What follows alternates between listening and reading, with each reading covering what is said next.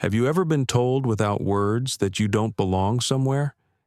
Imagine paying for your seat, walking with quiet pride, and being asked to move, not because of safety, not because of error, but because someone decided you didn't fit the picture of first class.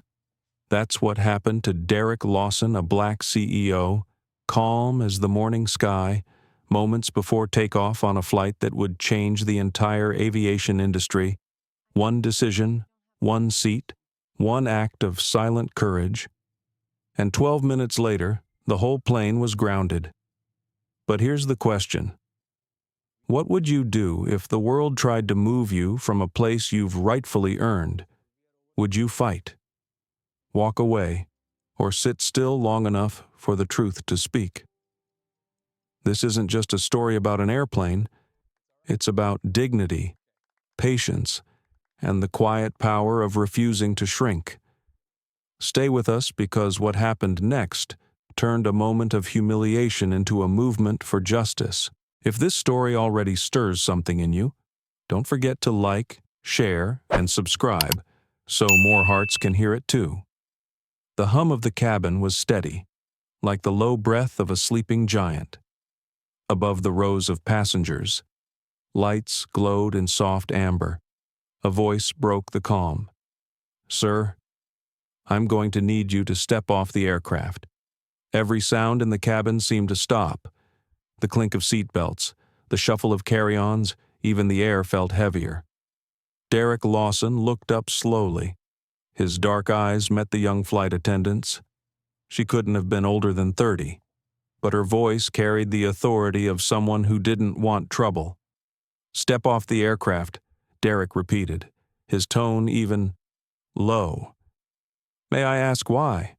The attendant shifted her weight. It's a seating issue, sir. A reassignment?"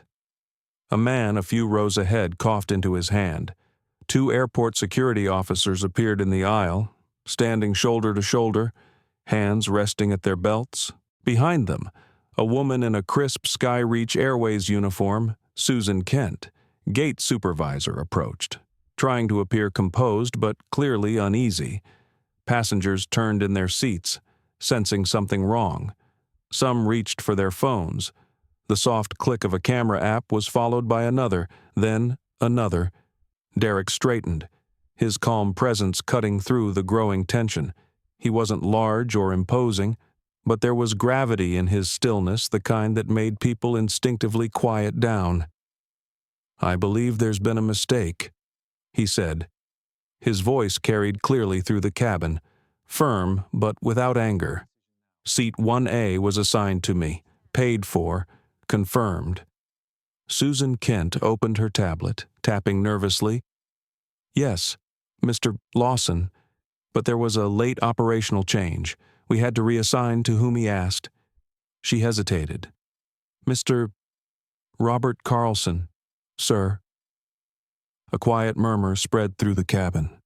Derek looked toward the front of the plane. In the gleaming leather seat of 1A sat a middle-aged white man with silver hair and a look of mild confusion. He clutched a newspaper, pretending not to notice. The seconds stretched. "Weight distribution," Susan added quickly. "It's about balance." Not Derek's lips curved slightly, not in humor but disbelief. "Weight distribution," he repeated softly. For one seat behind him, a woman whispered, "That's ridiculous." Another voice said, "It's 2025, for God's sake." The security officers shifted uncomfortably. Even they could sense the absurdity of what was happening. "I'll cooperate," Derek said, standing slowly. "But first, I want clarity." His tone was polite, but each word landed with quiet precision. He reached into the inside pocket of his navy suit and produced a boarding pass, printed in bold 1A, first class, Skyreach Airways, Denver to Seattle. He placed it gently on the tray table. "I'd like to know how this became invalid in the last 10 minutes. Susan opened her mouth, but nothing came out. She wasn't used to this, not the steady gaze of a man who wouldn't be humiliated quietly. Derek checked his watch. The second hand swept smoothly. He reached for his phone, unlocked it, and opened an app, a simple digital timer. He pressed start. 12 minutes, he murmured, almost to himself. Susan frowned. Excuse me. 12 minutes?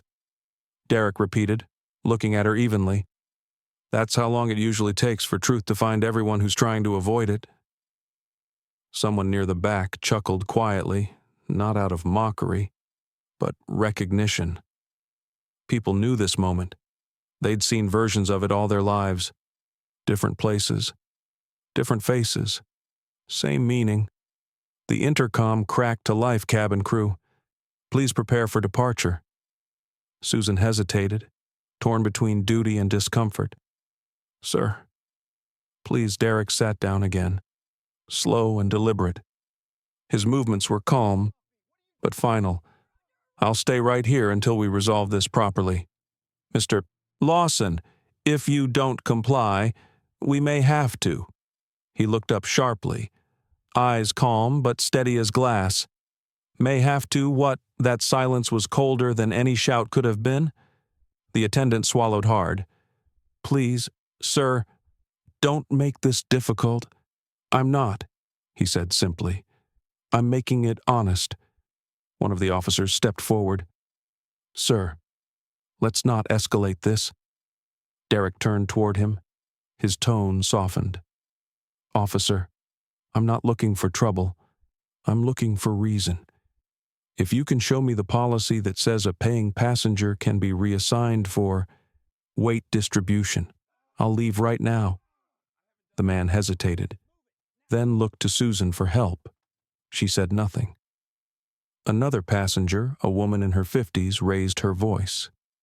He's right. Let the man sit where he paid to sit. Applause rippled faintly, then grew. Phones were recording openly now. Derek noticed but didn't flinch. Inside, though, his heart was tightening. He'd spent years mastering the art of composure boardrooms, contracts, television interviews, but the sting of this moment reached past all that, not because it was new, but because it wasn't. He could almost hear his mother's voice in his mind. Son, there will come a day when they'll ask you to move, not because they need you to, but because they hope you will.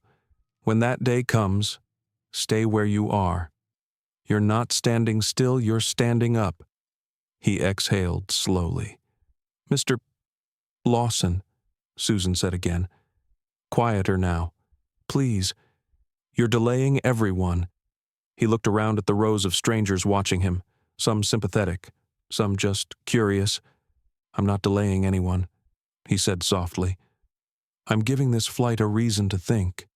A young man behind him whispered, Damn, that's powerful.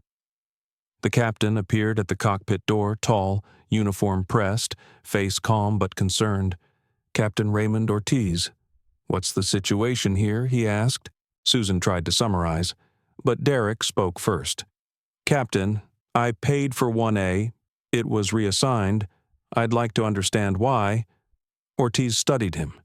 Something in Derek's tone, a mixture of patience and resolve, reminded him of his own father. Give me a minute, Ortiz said quietly and turned toward the front cabin. As the captain disappeared through the curtain, Susan leaned closer. Mr. Lawson, I'm just following instructions. I know, Derek replied. That's how injustice travels on the wings of instructions. She froze. His voice wasn't angry. It was sad. The timer ticked down 11:01. Through the curtain, the captain's voice could be faintly heard, firm but professional. Then a male voice, Robert Carlson's, raised defensively. I didn't ask for the seat. They just gave it to me. Another moment passed. Ortiz returned, his jaw tight. Mr. Lawson, he said carefully, I understand your frustration. Please, give us a few minutes to resolve this. Derek nodded once. I'll give you 12. That small, controlled defiance made the air hum. Outside, Through the oval windows, the Denver morning glowed pale gold. Planes taxied lazily on the tarmac. Inside this one, time was moving differently, denser, sharper. A child asked his mother in a whisper, "Mom, why won't he get up?"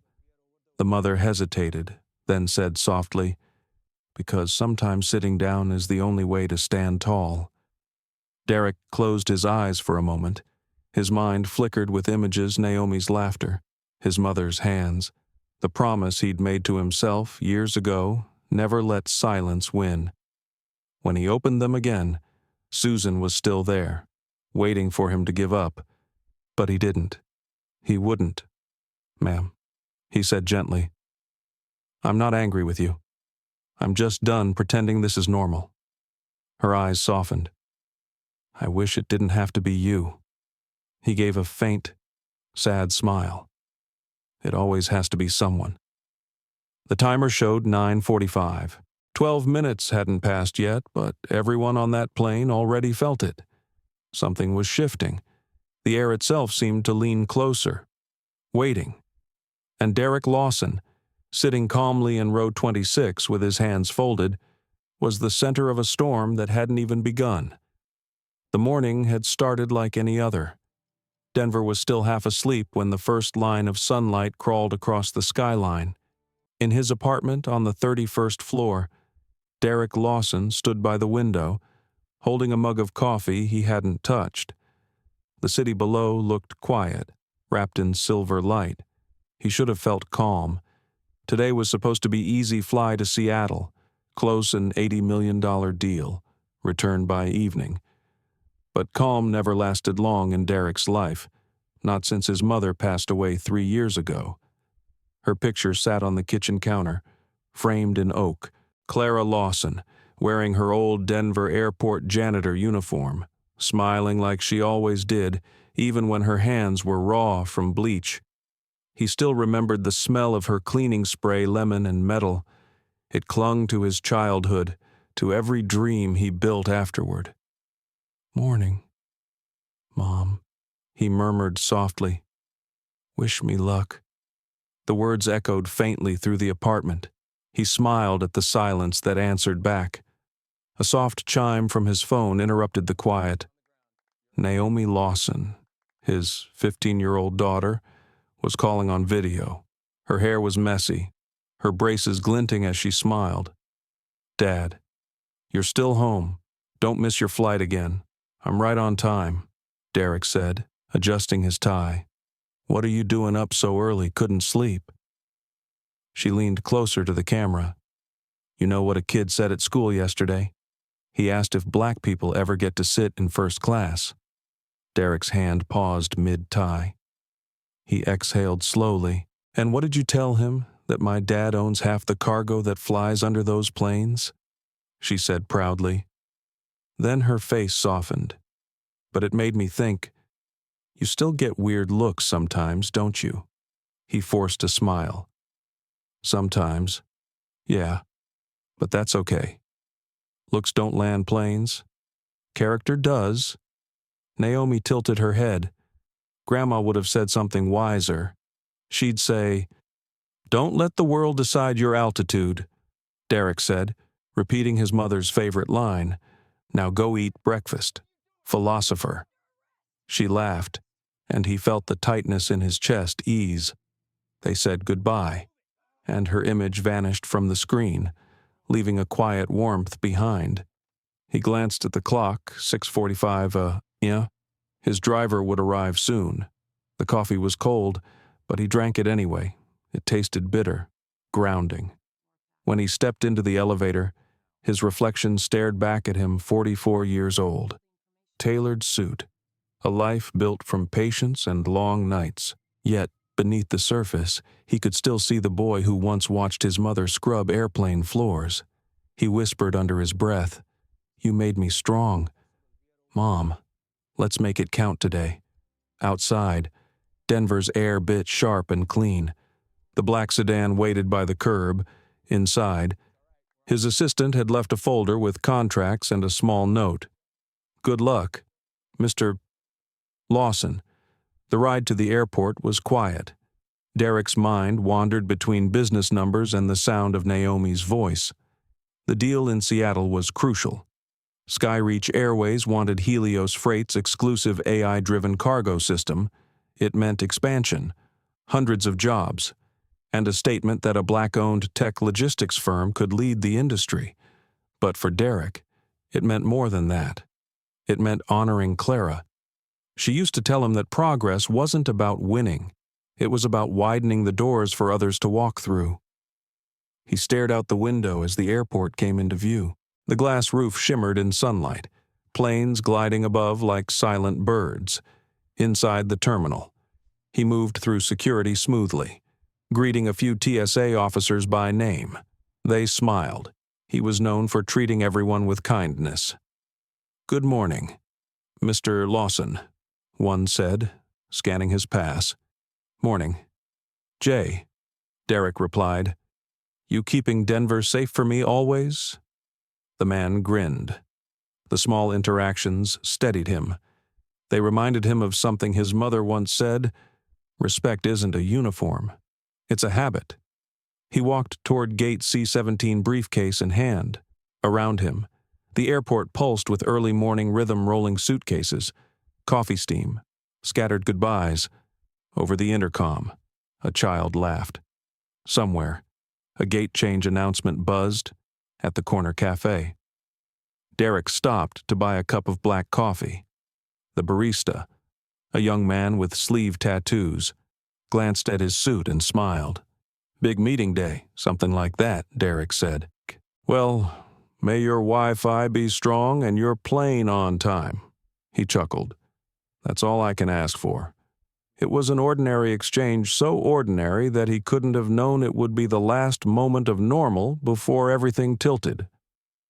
At Gate C-17, he noticed the woman behind the counter, Susan Kent, typing briskly on a tablet.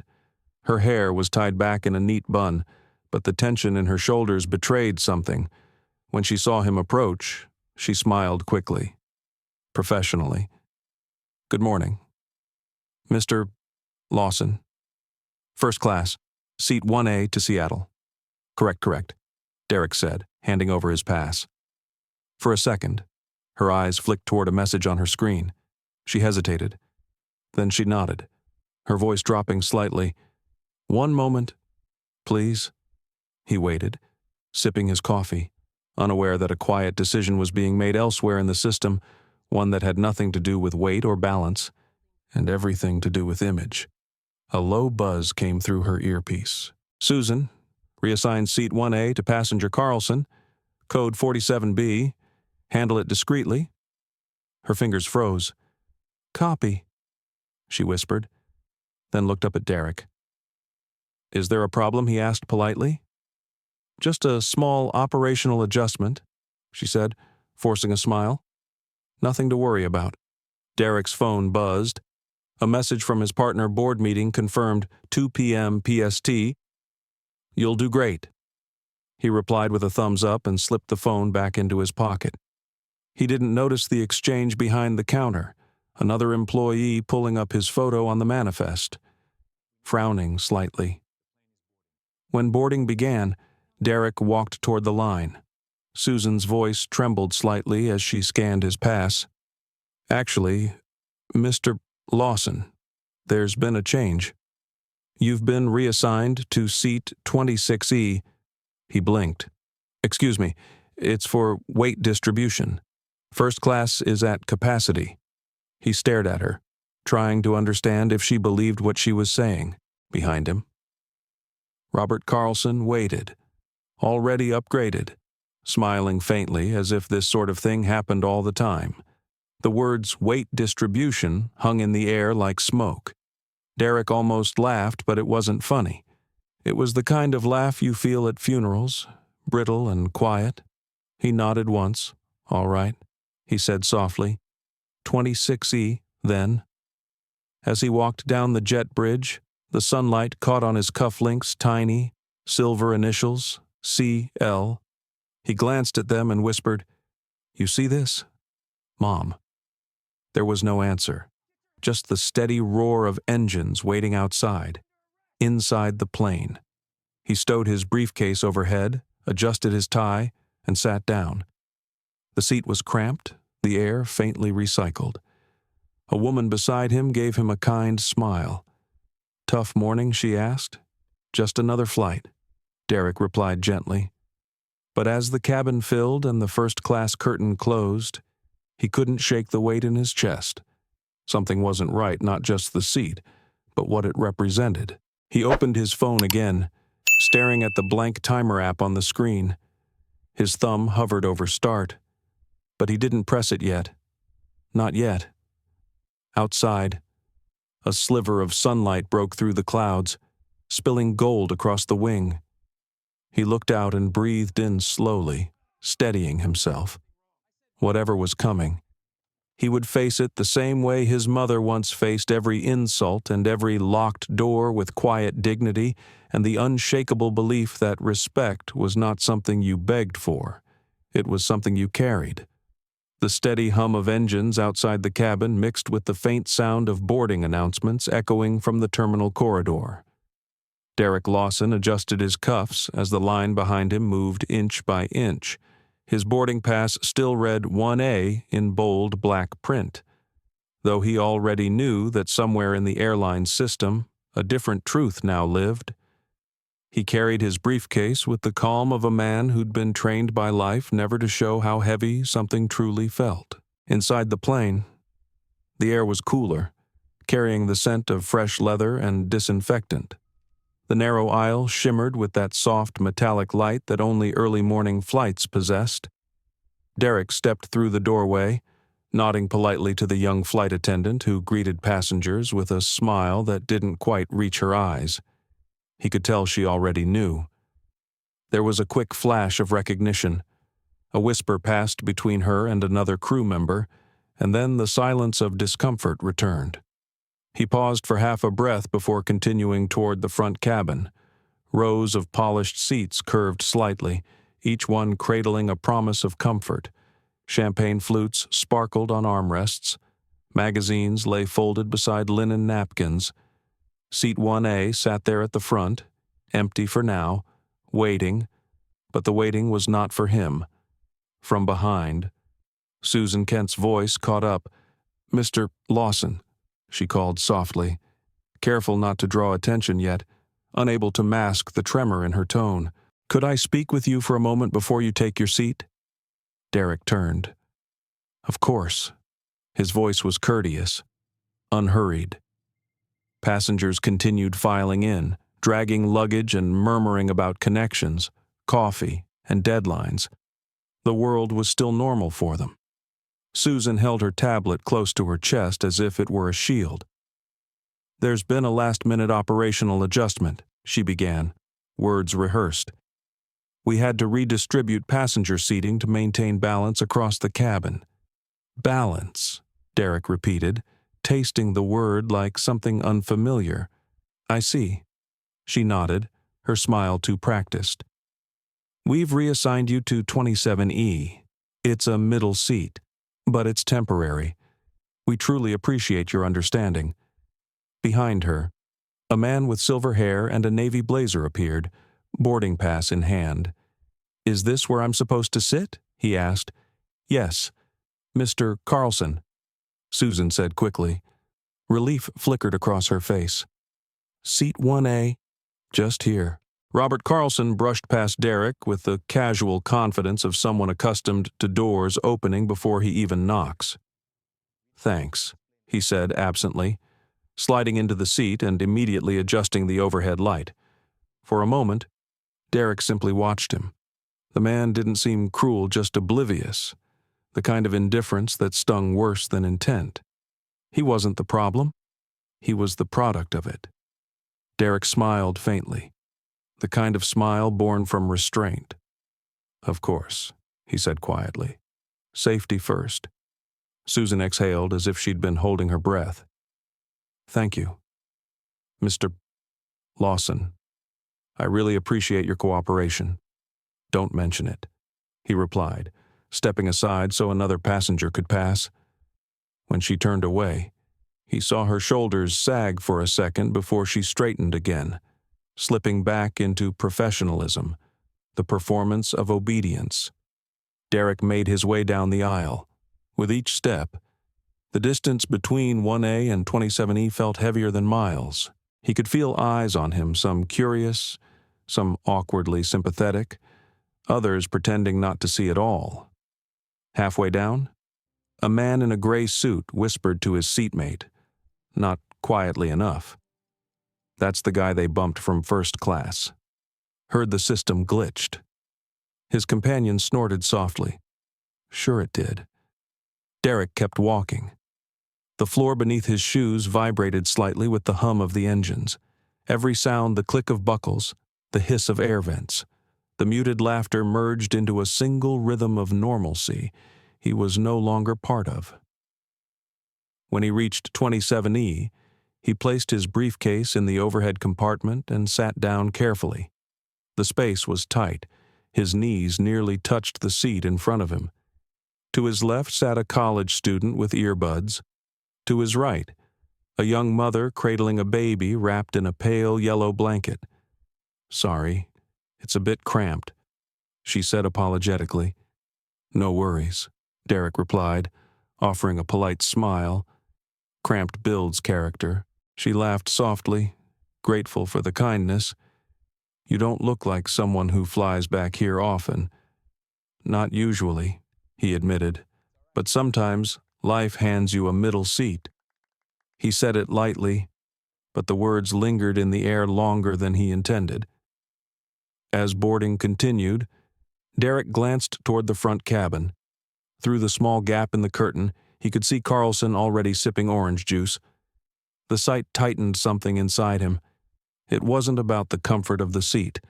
It was about the casual way a system could decide who belonged where and how easily others accepted it.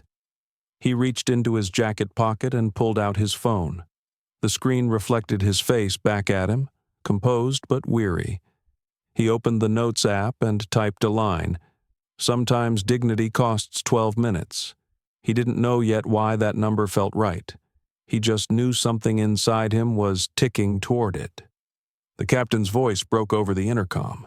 Good morning, ladies and gentlemen. This is Captain Ortiz. We're expecting smooth skies on our way to Seattle this morning.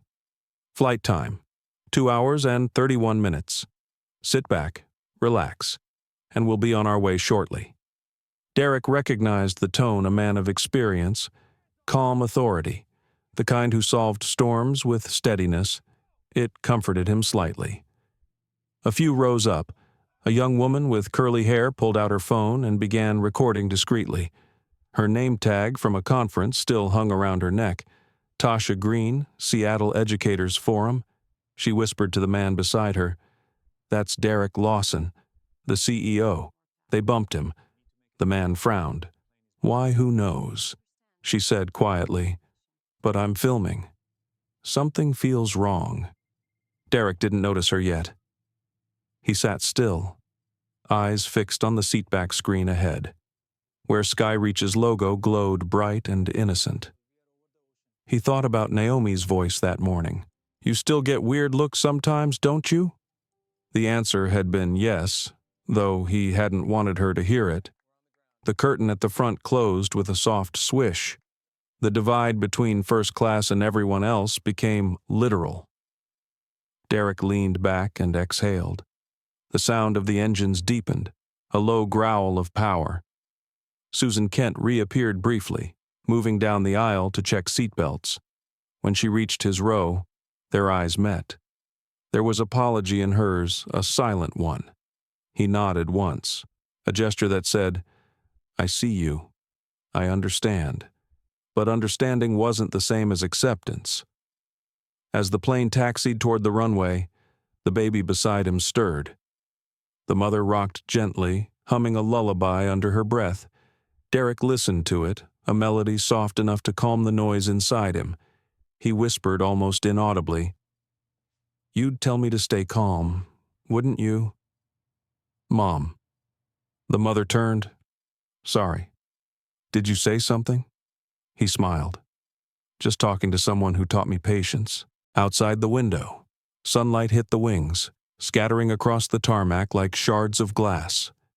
The plane slowed to a stop at the threshold.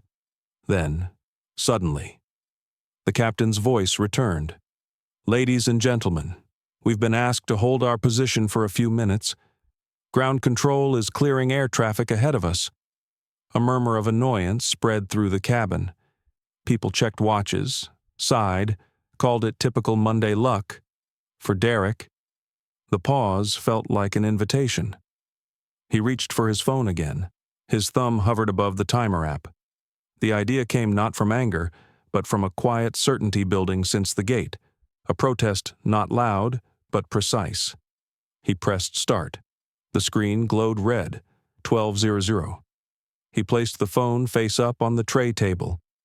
The numbers began to count down, second by second. The baby cooed softly, unaware of history beginning beside her. The hum of the engines filled the air. In the reflection of the window, Derek saw his own calm expression and the timer's slow descent. He didn't know what the next 12 minutes would bring. He only knew he wouldn't move again, not this time. Not for comfort. Not for peace. He leaned back, breathing evenly, the rhythm of the countdown steady as his heartbeat. Tasha Green's camera caught the faint red glow on his tray table. She whispered, "He started something. I don't know what it is, but I'm recording every second." Outside. The plane began to roll again, engines rising in pitch. Inside, beneath the hum of flight and the polite chatter of strangers, an invisible clock had started ticking, and before it reached 0, nothing about this flight or this airline would ever be the same. The hum of the engines deepened as the plane turned toward the runway. The morning sun stretched long shadows across the cabin, gilding the edges of the seats. Derek Lawson sat in 27E, motionless, except for the slow rhythm of his breathing. The timer on his phone glowed faintly against the tray table, 11:06. Seconds slipped away like sand through fingers. He hadn't planned anything dramatic. He didn't think of himself as a protester. He was a businessman, a father, a man who believed in quiet persistence. But there were moments in life when silence stopped being noble and started becoming permission. This was one of them. The mother beside him was gently rocking her baby, whispering a song so soft it felt like prayer. Derek glanced down at the child's small hand gripping a corner of her blanket. For a second, he envied that innocence, the freedom to exist without suspicion. He remembered holding Naomi when she was that small, watching her sleep and wondering what kind of world she'd grow into. The timer blinked 10:24. A voice came from the intercom, calm and rehearsed. "Cabin crew, prepare for takeoff." The flight attendants moved down the aisle, checking belts, adjusting bags, smiling politely. Their professionalism was practiced, but the air carried tension. People had noticed what happened at boarding. Conversations buzzed like static beneath the surface. "That's him," someone whispered from 2 rows up. "The CEO guy, the one they bumped." "Ridiculous," another voice muttered. "He handled it better than I would have." Derek didn't respond. He watched the reflection of the timer in the window. 09:41. The runway outside gleamed in sunlight, stretching endlessly forward. Then something inside him stirred a quiet need to move, not to escape, but to be seen. He unbuckled his seatbelt slowly, stood, and straightened his jacket. The young mother blinked in surprise. "Are you allowed to stand right now?" He smiled faintly. "Not sure. Guess we'll find out." He stepped into the aisle, briefcase in one hand, phone still glowing in the other. The passengers nearby turned to watch, curiosity flickering across their faces. His shoes made a soft rhythm against the floor as he began walking forward, past row after row. Every step forward felt heavier than the last. Each seat he passed carried an expression, a question, a judgment, a quiet support. Some people avoided his eyes. Others met them and nodded subtly. Encouragement unspoken but understood. He moved through the rows like a man walking against wind. The hum of the engines grew louder, merging with the thudding of his heart. When he reached the curtain separating cabins, he stopped. The fabric swayed slightly in the draft from the air vents. He hesitated for a second, feeling the weight of 1,000 invisible eyes. Then he lifted the curtain and stepped through. The sudden brightness of the first-class cabin almost blinded him. Everything gleamed, silverware laid out, champagne bubbling, white napkins folded with precision. Conversations stopped mid-sentence as heads turned toward him. Robert Carlson looked up from his newspaper, startled. Hello again," he stammered. Derek's expression stayed calm, polite. "Mr. Carlson," he said softly. "I believe you're sitting in my seat?" The man blinked, confused. "Your seat?" "Yes. 1A. Susan Kent appeared almost instantly, her face pale. "Mr. Lawson, please. We can discuss this after takeoff." He didn't move. "You told me it was a safety issue. I'd like the captain to confirm that." Passengers whispered. Someone began recording again. The tension in the cabin sharpened like drawn wire. Captain Ortiz stepped out from the cockpit, his voice steady but cautious. "What's going on here?" Susan tried to explain, her words tumbling out too quickly. "It's under control, Captain. Just a seating issue." Ortiz looked from her to Derek, then to Carlson. His eyes narrowed slightly. "This man is assigned to 1A. "Correct?" Susan hesitated. "Yes. But there was a code 47B, that's not a safety code," Ortiz interrupted. His voice was quiet, but it carried, "Who gave that order?" She didn't answer. The silence spoke for her. Derek looked at the timer. 07:59. He turned the phone so Susan could see it. "You have about 8 minutes left to explain this before I make it everyone's problem." "Sir? Please don't threaten the crew." A flight attendant said nervously, "I'm not threatening anyone," Derek replied. His tone stayed measured, his voice calm enough to unsettle. "I'm giving truth a head start." The murmurs in the cabin swelled. A man in 3B spoke up, voice rising. "He's right. If it were me, I'd be furious." An older woman across the aisle added, "They think people won't speak up. Maybe now they will." Ortiz raised a hand. "Everyone, please stay seated." Then, quietly to Derek, "Let's talk in the galley, away from the crowd." Derek nodded once and followed him forward.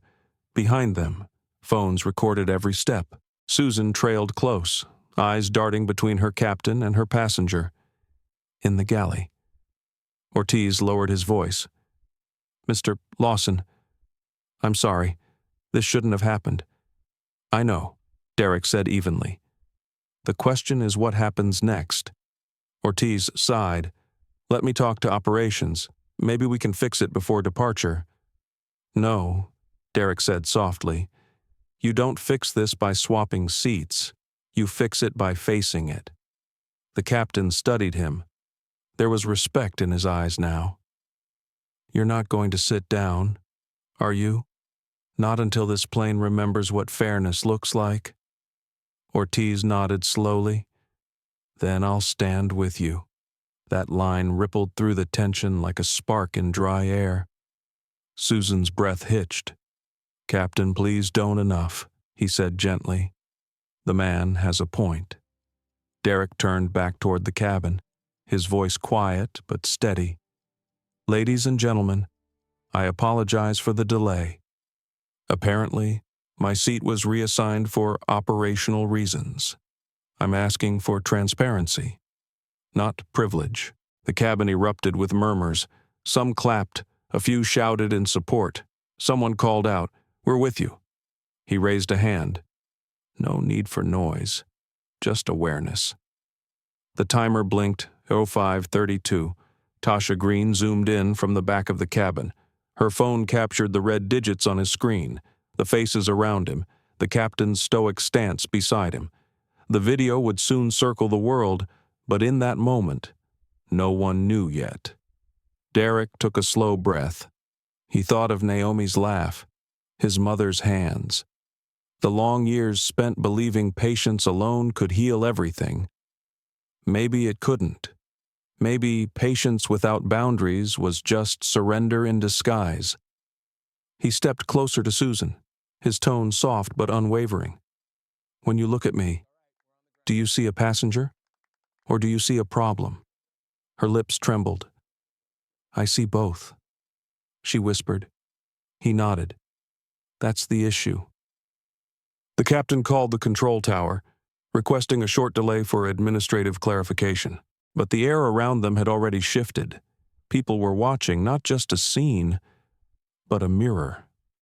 The timer reached 04:10. Derek closed his eyes briefly. For the first time, he let the exhaustion surface the years of restraint, the quiet slights, the endless explanations demanded by people who never had to justify themselves in return. When he opened them, the calm had deepened into resolve. He turned to Susan again, voice low. "You can end this right now. Admit the reason and give back the seat. No one needs to lose their job today." Tears welled in her eyes. "I can't. I was told to follow the directive." "Then follow your conscience," he said. The timer hit 03:45. She stood frozen, the internal war playing out across her face. Then, softly, she said, "Mr. Lawson, you're right." The words came out trembling, but they were enough. The cabin gasped collectively. Carlson rose from his seat, eyes wide. "Wait, what's going on?" Susan turned toward him. "Mr. Carlson, I'll need you to return to 27E. What, why? Because it's the right thing to do," Derek said simply. Ortiz gave her a subtle nod. Susan swallowed hard and gestured toward the aisle. Carlson hesitated, then sighed. Standing up. "Fine. Whatever this is, I don't want trouble." Derek waited until the man passed. Then, with quiet grace, he stepped forward and reclaimed 1A. The timer showed 02:58. He pressed stop. The cabin erupted in quiet applause, the kind that carried both relief and revelation. Ortiz exhaled, tension melting from his shoulders. Susan wiped her eyes. Derek looked toward the camera in Tasha's hands. His expression was calm, almost serene. 12 minutes, he said softly. "That's all it takes to find the truth if you're willing to stay seated for it." The engines roared to life again, and for the first time that morning, the plane began to move forward. The engines finally roared, deep and trembling, as Skyreach Flight 392 began to taxi along the runway. The cabin had settled into a hush after the quiet applause, a fragile calm that felt like the space between thunder and lightning. Derek Lawson sat once again in seat 1A, his body still, his gaze fixed straight ahead. But calm didn't mean peace. Calm meant readiness. Captain Ortiz had returned to the cockpit, his voice over the intercom measured and steady. "Ladies and gentlemen, thank you for your patience. We'll be departing shortly. Please fasten your seatbelts and ensure all devices are in airplane mode." Susan Kent stood near the front, her posture rigid. She'd followed orders her entire career, but her confession a few minutes earlier had cracked something inside her that she couldn't glue back together. Every word she'd spoken echoed in her mind. "You're right." Behind her, passengers whispered in subdued tones. They'd just witnessed something rare, one man's quiet defiance turning into a mirror of truth. Cameras had captured it, and Tasha Green's video continued to roll, unseen but unstoppable. She hadn't stopped recording since the first confrontation. Derek rested his phone on his knee. The timer was paused at 02:58, a frozen moment of unfinished reckoning. He watched the numbers and thought of how strange time was, how it bent in moments of injustice, stretching and snapping like elastic. The plane began its slow crawl toward the runway. Outside, Denver's morning light shimmered off the metal wings. Derek took a breath, slow and deep, but the sound caught halfway in his chest. He felt the heaviness of eyes around him, the weight of history pressing against the walls of the cabin. Susan leaned toward him. "Mr. Lawson," she whispered, "thank you for not escalating further." He turned his head slightly, voice quiet but precise. "Escalation isn't the goal. Accountability is." She nodded, the shame in her eyes unmistakable. "They told me to follow the directive from corporate operations. I didn't even think to question it." "That's the problem," he replied. "When good people stop thinking, systems stop healing." The captain's voice came again. "Cabin crew, prepare for takeoff." Derek looked down at the phone in his hand and pressed start again. The red digits returned, glowing against the dim light of the cabin. 0258 ticked backward to 0257, then 0256. He whispered to himself, "This isn't over." The engines grew louder. The runway stretched like an arrow, and the cabin trembled with acceleration. The baby behind him cried softly, and its mother hushed it with the same lullaby from earlier. Derek closed his eyes briefly. The sound steadied him. It was a reminder that innocence still existed even when the world made little room for it. Moments later, the plane lifted off the ground, wheels folding neatly beneath the body. The seatbelt signs flickered. Denver shrank below into patterns of streets and sunlight. When the climb steadied, Susan approached again. "Would you like a drink?"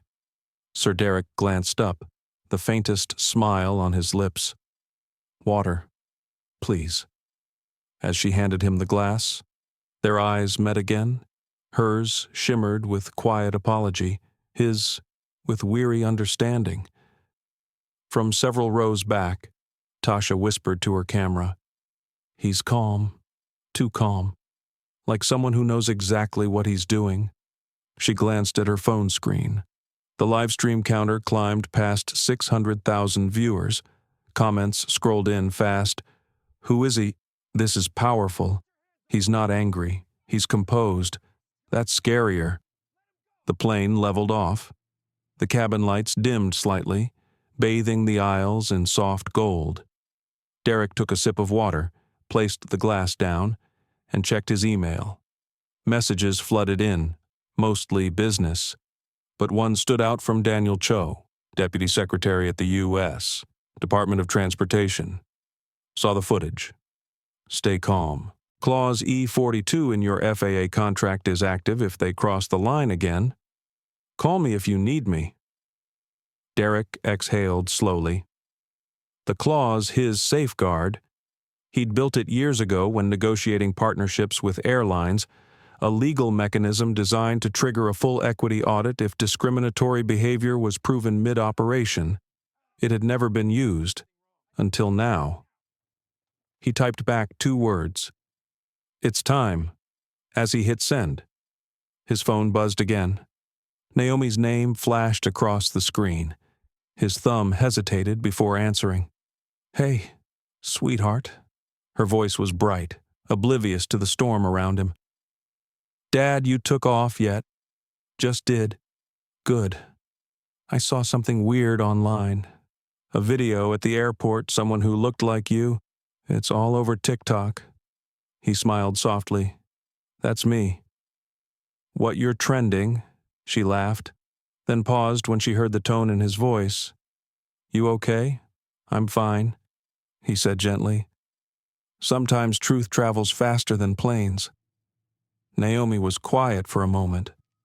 Grandma would be proud. "I hope so," Derek said, staring out the window at the clouds rolling beneath them. "I just want people to think. That's all." They said their goodbyes, and the call ended. He placed the phone face up again. The timer blinked 10:54. He stood slowly, unbuckling his belt. The attendants glanced up, startled.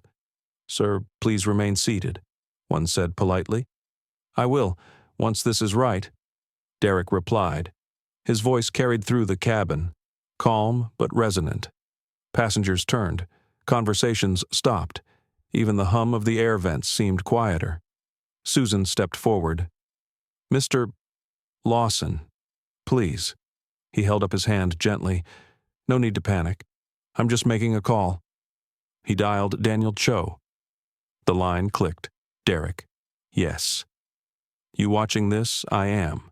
You sure you want to do this in the air? Truth doesn't need ground to stand." Daniel exhaled. "Then consider E-42 activated. FAA will log this in real time." "Good." Derek hung up. Susan's voice shook. "What did you just do? Something you can't undo with an apology?" Derek said. Tasha's camera caught every word. The live stream had crossed 1 million viewers. Captain Ortiz appeared at the curtain again. "Mr. Lawson, what's happening?" Derek looked at him steadily. "The FAA will be contacting your control tower in 3 minutes. They'll request a hold for compliance review. I suggest you prepare your crew." The captain frowned. "You're grounding my flight." "Not yet," Derek said. "But if this airline believes a paying passenger's worth is negotiable, maybe it's time to pause and measure the cost." Ortiz studied him for a long moment, then nodded. "Understood." He returned to the cockpit without another word. The cabin was utterly silent. Passengers watched Derek as if witnessing something sacred or terrifying. The timer blinked 08:22. The baby behind him laughed suddenly, breaking the silence. A ripple of nervous chuckles followed. Even Derek smiled. "That's the sound of hope," he said softly. Susan pressed her hands together. "Mr. Lawson, please. If this goes further, I could lose my job." He turned toward her. "Then make sure what you lose isn't your integrity." She bit her lip, tears forming again. "Why are you doing this? You already got your seat back because this isn't about one seat," he said. "It's about the next person who won't have the voice or the leverage to fight for theirs." The timer hit 07:45. The seatbelt sign dinged again. Ortiz's voice came through the speaker, a quiet tension beneath the calm. "Ladies and gentlemen, we've been asked to hold our altitude temporarily due to an administrative check. Please remain seated." A murmur spread through the cabin. Tasha whispered, "He actually did it. He's grounding the plane." Phones were raised everywhere now.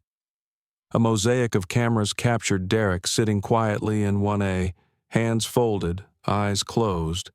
He looked peaceful, like a man in prayer. Inside his chest, though, his heart pounded. He thought of Clara Lawson pushing a mop through airport corridors, of the looks she endured without complaint. He thought of Naomi, her voice trembling with pride. He thought of every person who'd been asked to move not because they had to, but because someone thought they should. The timer glowed R600. Ortiz's voice came again, more urgent. "FAA request confirmed. We are to maintain hold pattern until further instruction."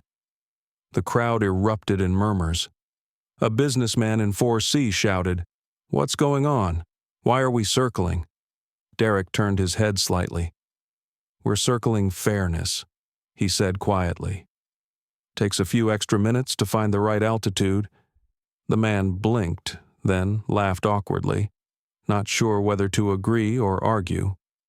The timer continued, 04:50. Susan returned, pale. "Corporate is calling," she whispered. "They want to know what you told the FAA. Tell them to check their own ethics policy," Derek replied. The baby cried again, the sound high and piercing. The mother looked flustered. Derek turned, offered his bottle of water. "Here, pour a little on the pacifier. It helps." She nodded gratefully. Thank you. Even in the chaos, he still found room for grace. The timer blinked 03:30. A message pinged on his screen: FAA admin confirmation of ground order in progress. Await compliance directive. Susan gasped as she read over his shoulder. Oh my God, you're actually grounding Skyreach? He looked at her gently. Not me. The truth. The timer hit 02:15. Ortiz's voice returned, calm but firm. All crew, prepare for temporary return to Denver. FAA directive pending. Passengers erupted in disbelief. Some cheered, others groaned. But no one could ignore the reason. Derek turned off the timer. 12 minutes, he whispered. That's how long it takes to reset a system.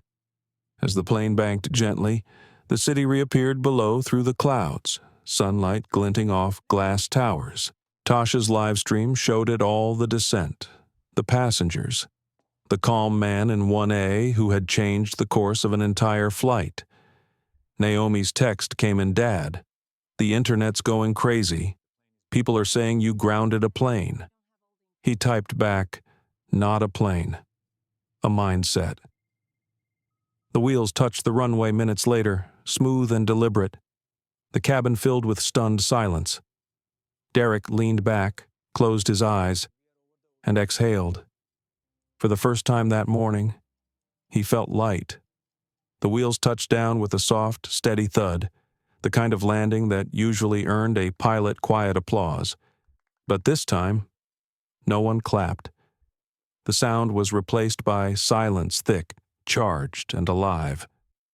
The hum of the engines faded as Skyreach Flight 392 rolled along the tarmac toward the gate. From 1A, Derek Lawson could see the ground crew waiting beyond the window, their reflective vests glinting under the late morning sun. Trucks idled near the jet bridge. Something in their stillness said this was no ordinary arrival. Captain Ortiz's voice came over the intercom. Ladies and gentlemen, we've been instructed to remain at the gate pending further instruction from corporate and federal authorities. Please stay seated. The murmurs began at once, confused, curious, incredulous. Phones buzzed as notifications poured in. The world outside the cabin was already reacting. Tasha Green's live stream had passed 4 million views. Hashtags flooded every platform. Seat 1A. 12 minutes to justice. Skyreach grounded. News outlets were broadcasting the footage mid-flight, dissecting every frame. The entire country was watching this plane land. Derek sat still, eyes closed, letting the reality settle. It wasn't triumph he felt. It was gravity. The kind that comes when you realize an act of defiance has turned into a reckoning much larger than yourself. Susan Kent stood near the cockpit, pale and trembling. Her radio crackled with rapid chatter. She tried to keep her voice steady. Yes, we've landed. No, he's calm. No, the passengers are safe. Understood. She turned toward Derek, eyes wide. Corporate wants to speak with you. He met her gaze evenly. Then they can walk down the aisle like everyone else. For the first time all morning, she almost smiled a tired, bitter smile. You don't make things easy, do you? He shook his head softly. Justice rarely is. Passengers were now unbuckling despite the captain's warning, leaning into the aisle, whispering. Some applauded again, others simply stared. Derek could feel the shift the moment when collective outrage turns into collective courage. The cabin door opened with a hiss. Sunlight spilled in. 2 men in suits stepped aboard, accompanied by a woman in an FAA badge clipped to her blazer. Their faces were composed, but their movements betrayed urgency. Mr. Lawson, one said crisply, I'm Alan Brewer, Vice President of Operations at Skyreach. May we speak privately? Derek rose slowly. We can speak here. Everyone deserves to hear how this company explains itself. A murmur rippled through the cabin. Phones lifted again, capturing every word. Brewer's jaw tightened. "This isn't the place." "This is exactly the place," Derek said calmly. "You humiliated a customer here. Let's see if accountability fits in the same space." The FAA official, a woman with gray-streaked hair and clear, firm eyes, stepped forward. "Mr. Lawson, I'm Agent Ramos with the Federal Aviation Administration. I've been briefed by Deputy Secretary Cho. You initiated Clause E-42. "Yes," Derek confirmed, "with cause." She nodded. "Then as of now, Skyreach's fleet is under temporary operational review pending compliance verification." Gasps filled the cabin. Passengers exchanged looks, astonished. Brewer's face drained of color. "You can't be serious. That's thousands of flights." Ramos cut him off. "I'm very serious, Mr. Brewer. FAA policy recognizes discriminatory operational directives as potential safety risks due to escalation potential and psychological distress." Tasha whispered to her camera. "This is history. Y'all, FAA just shut down Skyreach." Brewer turned back to Derek, his voice rising. "You don't understand what you've done." "The entire network I understand perfectly," Derek interrupted, voice steady but low. "You built a system where dignity was optional. Now you're paying the price for the discount." A few passengers clapped quietly. The sound spread, cautious but growing. Ramos gestured toward the aisle. "Mr. Lawson, we'll need your formal statement once we deplane. We're coordinating with federal oversight and media control to ensure accuracy." He nodded. "I'll cooperate fully." Brewer rubbed his temples. "This will ruin us. Do you know how many employees, how many families depend on this airline?" Derek's eyes softened slightly. "Then, maybe next time, you'll teach those employees to see people as more than profiles and percentages." Susan stepped forward, voice trembling. "Sir, I was the one who reassigned the seat. I followed the directive without question."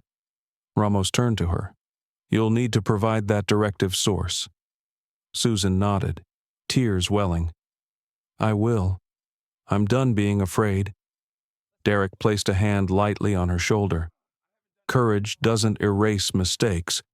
It just proves you've learned from them." The baby behind him babbled, breaking the heavy silence. The sound made a few people laugh softly, almost in relief. Even Brewer's shoulders slumped, the fight draining from him.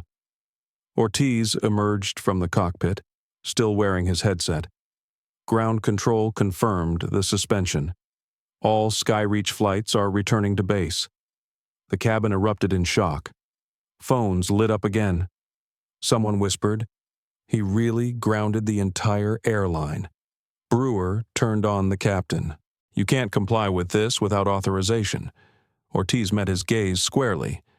"My authorization is the law, and my conscience." Ramos nodded approvingly.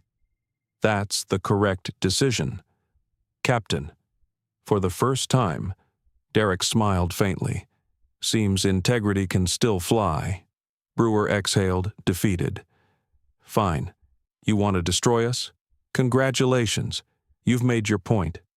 "No," Derek said softly. "The point isn't destruction. It's reconstruction. You don't fix a broken compass by pretending north is fine." The jet bridge connected with a metallic clang. The sound echoed through the cabin like a gavel. Outside, reporters and cameras crowded near the terminal glass. The story had escaped the plane. It was everywhere now. As passengers began to deplane, one by one, many stopped to shake Derek's hand or whisper thanks. Some simply touched his shoulder, the silent language of solidarity. Tasha lowered her phone at last, tears streaking her cheeks. "I didn't mean to make this viral," she said softly. He looked at her kindly. "You didn't make it viral. Truth did. When most of the passengers had left, only Derek, Susan, and Captain Ortiz remained. The cabin felt both empty and full at once, a space that had witnessed transformation. Susan turned to him, voice cracking. What happens now? He looked out the window, where dozens of grounded Skyreach planes stood motionless, engines silent. Now, he said quietly, we start counting forward instead of down. Agent Ramos approached with a tablet. Mr. Lawson, before you leave, the FAA director would like to speak with you directly. He accepted the device. A familiar voice came through Daniel Cho. Derek, it's official. The review's live. I'm heading to Washington now to brief the secretary. You've started something big. Derek chuckled lightly. I didn't start anything. I just stopped moving. Cho's voice softened. Whatever you call it. It's working. Media's calling it the 12-minute revolution. You've got people from London to Johannesburg quoting you already. Then let's make sure it's more than a headline. Derek said. People forget headlines. They remember change. He handed back the tablet and stood. His knees felt stiff, but his spirit steady. As he stepped into the jet bridge, sunlight washed over him. The noise outside swelled, reporters shouting questions, flashes popping. One voice cut through the chaos. Mr. Lawson, why 12 minutes, why not longer? He paused, turning just enough for the cameras to catch his profile. Because that's how long it takes to tell the truth if you stop letting fear interrupt it. The reporters fell silent. For a moment, even the flashing slowed. Naomi's text came through again. Dad, you're everywhere. I'm proud of you. He smiled, slipping the phone back into his pocket. Behind him, Captain Ortiz called out. Mr. Lawson. Derek turned.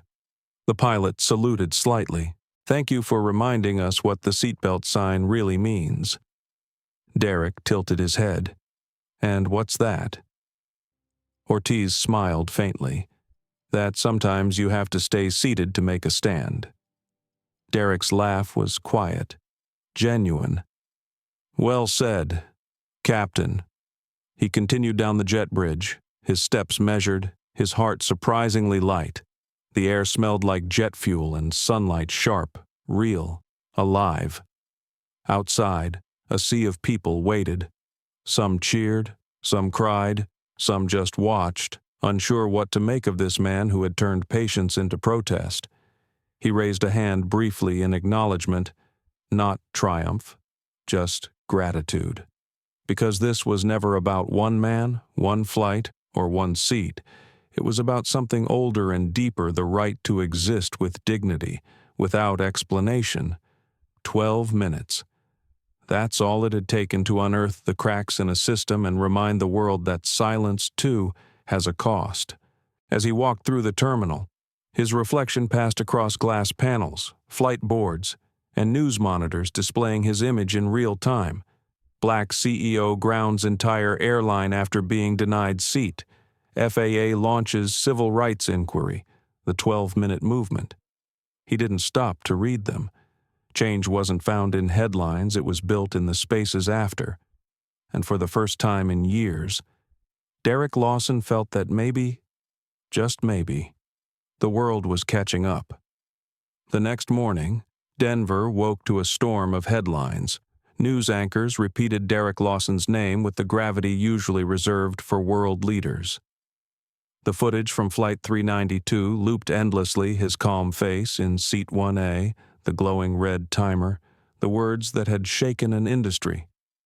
By sunrise, Skyreach Airways had suspended all operations. Their social media pages were flooded with statements of deep regret and commitment to review. None of it felt enough. The world had seen too much to be soothed by PR apologies at a quiet cafe near Union Station. Derek sat by the window, untouched coffee cooling beside him. The noise outside was relentless reporters, cameras, strangers trying to glimpse the man who grounded a plane without raising his voice. His phone vibrated every few seconds. Messages from journalists, lawmakers, business partners. Some praised him as a hero, Others warned him he'd gone too far. But one message made him pause an email from a name he hadn't seen in years. Richard Hayes, former CEO of Azure Freight, the man who had once been both rival and mentor. Proud of what you did, Derek. Don't let the noise drown the purpose. Justice isn't loud, it's consistent. He smiled faintly.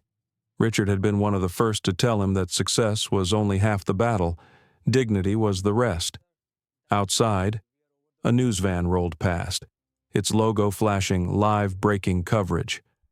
The world was watching not just what Derek had done, but what he would do next. The cafe door opened, and a familiar voice cut through the murmurs. You always pick the quietest spot in the loudest storm. Derek looked up.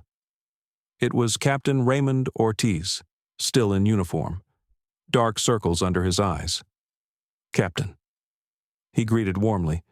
You're supposed to be grounded. Ortiz chuckled tiredly, taking the seat opposite him. I am. FAA wants full statements from everyone on board. They called it a landmark precedent. I call it the day the sky stopped pretending. Derek nodded. How's the crew rattled? Ortiz admitted, Susan's being questioned by internal compliance, but I think she'll be okay. You gave her something to stand for. Derek stirred his coffee absently. I didn't give her anything. She just remembered what she already had. Ortiz leaned forward. You know this isn't over. You've forced their hand, but the system, corporate, legal, political, it's going to push back. I know, Derek said quietly. That's why I'm not done. Ortiz raised an eyebrow. Not done. Derek looked out the window at the tarmac in the distance. Skyreach will have to rebuild its entire structure, but I want more than that. I want every airline, every transportation company, every place where bias hides behind procedure to face the mirror. Ortiz smiled slightly. And you think they'll listen? Derek's gaze hardened. They will, if I make it cost them not to. By midday, the FAA press conference began. Cameras flashed as Agent Ramos stepped to the podium, flanked by federal officials.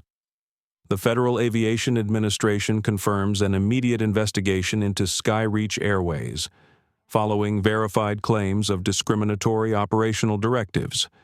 All affected flights will remain grounded pending review. Reporters shouted questions. Will Mr. Lawson face charges for interfering with flight operations? Ramos shook her head. Mr. Lawson acted within his rights under Federal Aviation Consumer Protection and Corporate Accountability Law. His actions did not endanger the aircraft or its passengers. In fact, his calm response likely prevented escalation. The statement sent ripples through every news outlet. Derek Lawson wasn't just vindicated, he was validated. Meanwhile, Skyreach's stock plummeted. Within hours, shareholders demanded the CEO's resignation. Board members scrambled for solutions. In a hastily arranged emergency meeting, the chairman announced, effective immediately, all leadership positions will be placed under review. For the first time in the company's history, accountability was no longer a press release, it was policy. That evening, Derek returned home. Naomi was waiting by the door, her laptop open, eyes wide. Dad, you're everywhere. There's a hashtag about you. The Lawson line. People are using it to share stories about discrimination in travel. It's huge. He hung his jacket, smiling gently. The internet moves fast. She hugged him tightly. Grandma would be proud.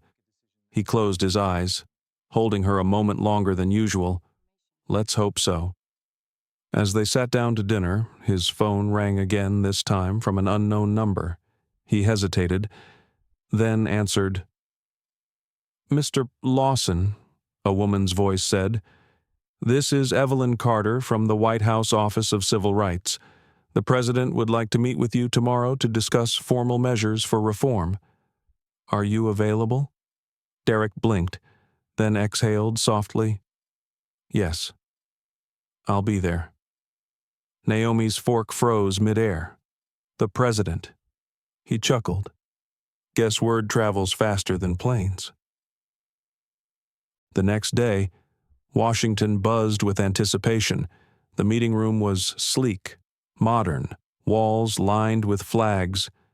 Derek entered quietly, flanked by Agent Ramos and Daniel Cho. The President, composed but resolute, extended a hand.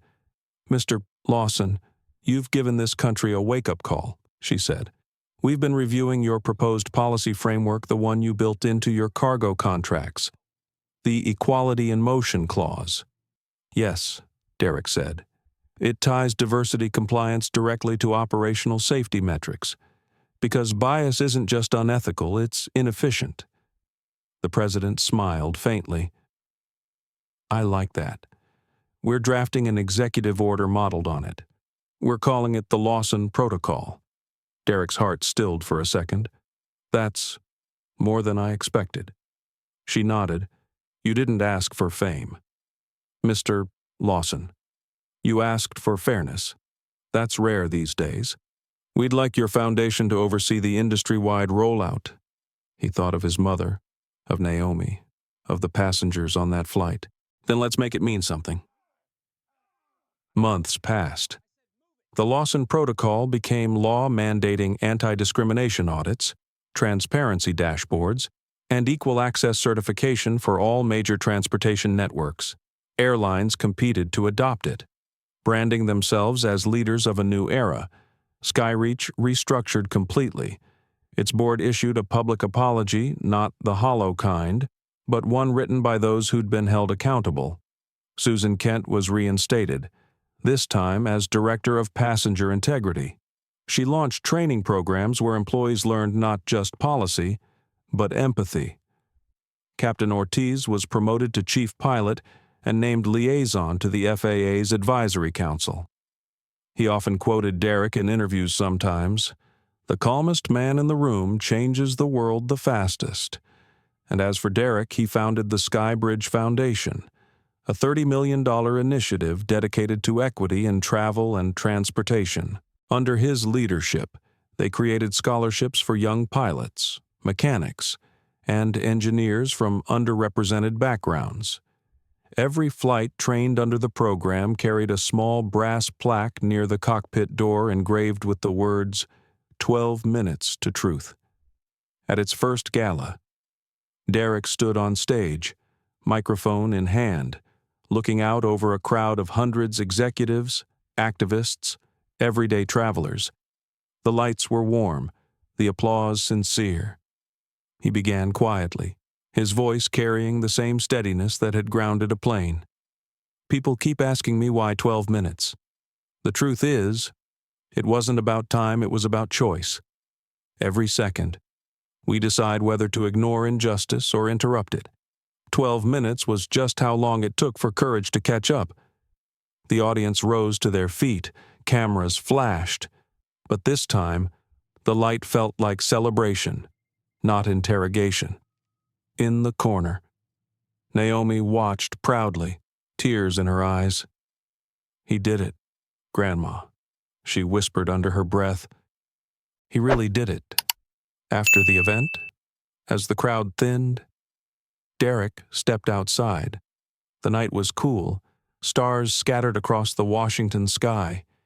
He breathed deeply, remembering that first flight, the hum of the engines, the baby's laugh, the sound of silence before truth began.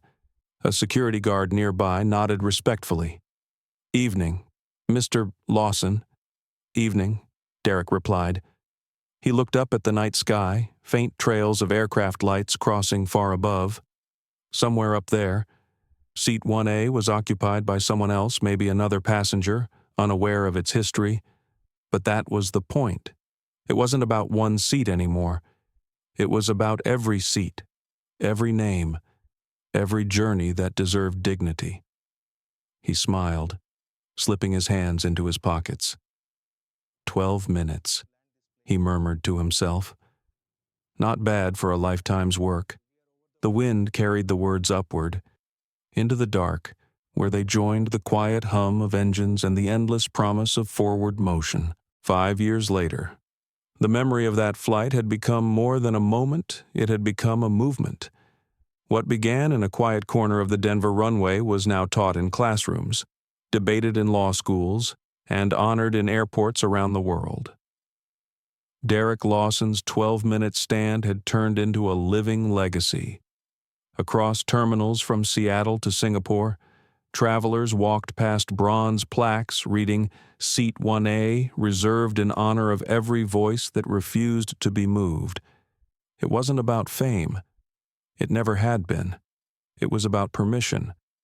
The kind of silent permission bias had long stolen from people like him.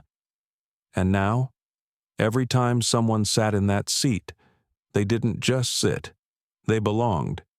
At 61, Derek had learned to move through airports differently. People recognized him, yes, but not with awe, with gratitude. Security officers, flight attendants, even children pointed and whispered, "That's him." Some asked for photos, others just nodded quietly, understanding that respect didn't need words. That morning, he stood near a large window at Atlanta International, coffee in hand, watching the horizon blush pink with dawn.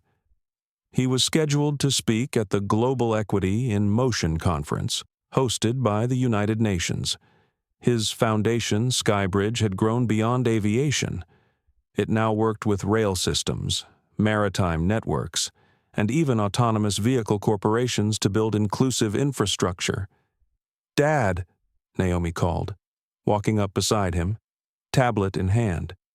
She was 30 now, confident, with the same calm fire in her eyes. "You're on in 20 minutes. He smiled softly. "You sound like your mother when you say that." "She'd be bossing you about your tie, too," Naomi teased, adjusting it for him. Straight, centered, not heroic crooked. He chuckled, letting her fuss. I can hear her now. "Make justice look sharp." Naomi laughed. "Exactly." Then she looked out at the planes. "It's wild, isn't it? Every airport has your program now. Every airline trains under the Lawson Protocol. Sometimes I still can't believe it started with 12 minutes. He nodded. Change never asks for permission. It just needs proof.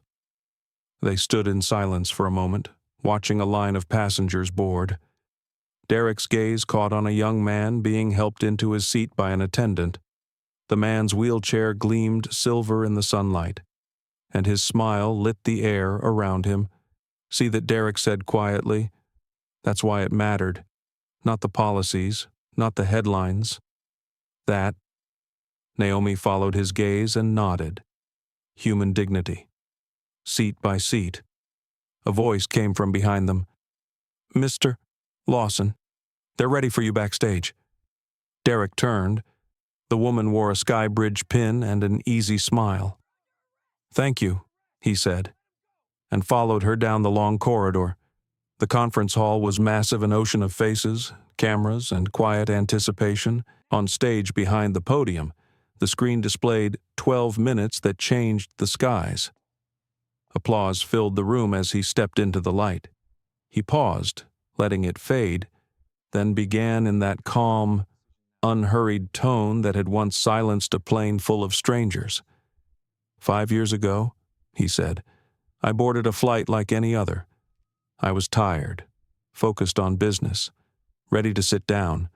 Instead, I was told to move again, not for safety, not for balance, but because somewhere in a system, someone decided I didn't fit the picture they expected. The crowd listened in stillness. I could have walked away that day. I could have let it slide, as I'd done 1,000 times before.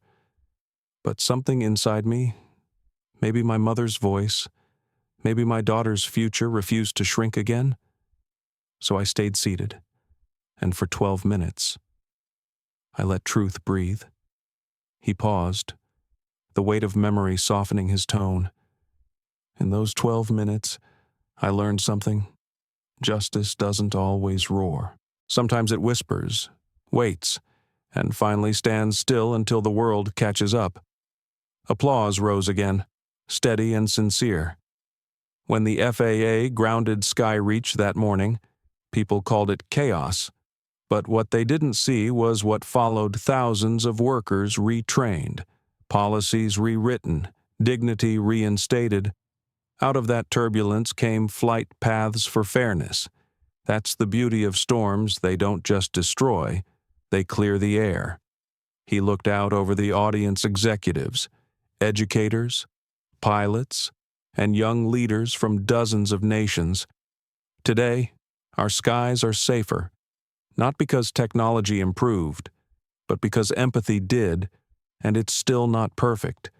But we're getting closer. He stepped away from the podium slightly, his voice softening.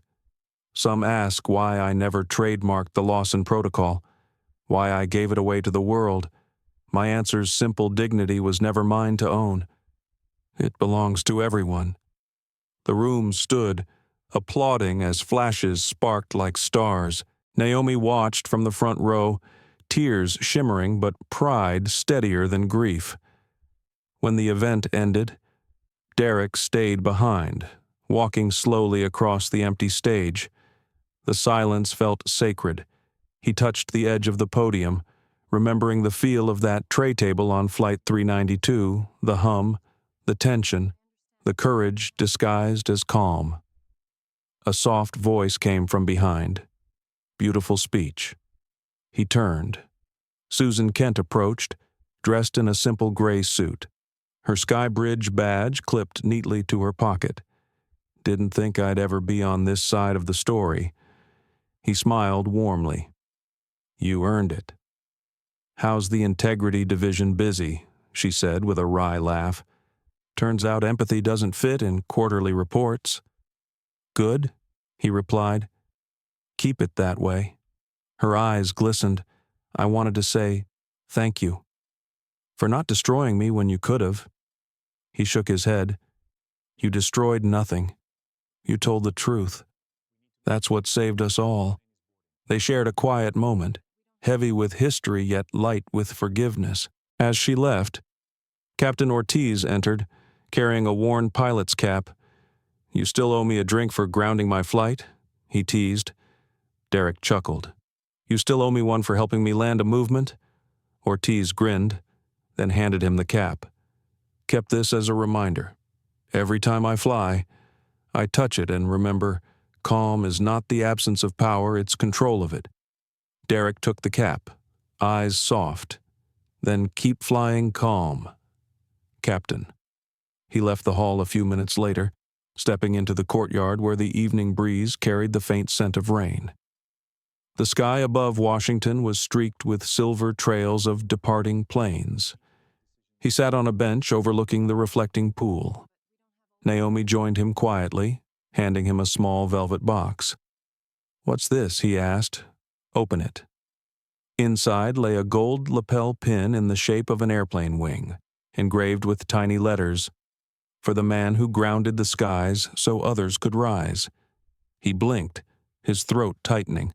Naomi, it's from everyone at Skybridge, she said softly. And from me. He turned the pin over in his hand, the metal warm from her touch. It's beautiful. She smiled.